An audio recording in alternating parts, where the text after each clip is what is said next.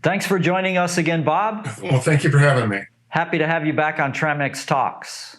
Today's question is, do moisture meters work on concrete? Yeah, there are concrete meters, but there are meters that state they're for concrete that are not calibrated for concrete. There's a big difference.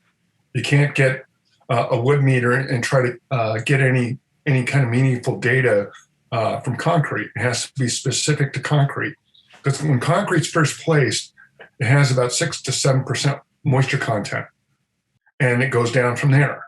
About 3% of that is completely used up in the process of developing cement.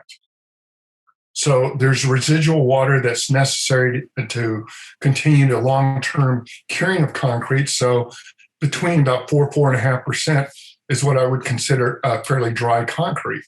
So when somebody says, well, the moisture meter can't measure concrete, that's ridiculous.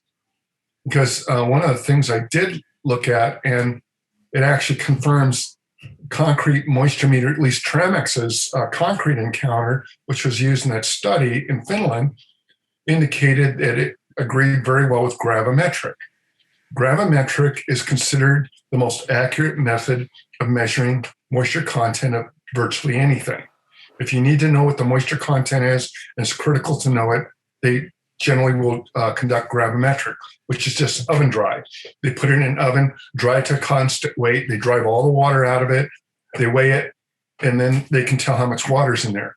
Well, Tramex went almost point for point with a gravimetric, even after weeks of exposure in the field, whereas the other methods of moisture testing really separated, and there was no correlation at all. So there's so for somebody to say that a concrete moisture meter doesn't work, they don't understand concrete.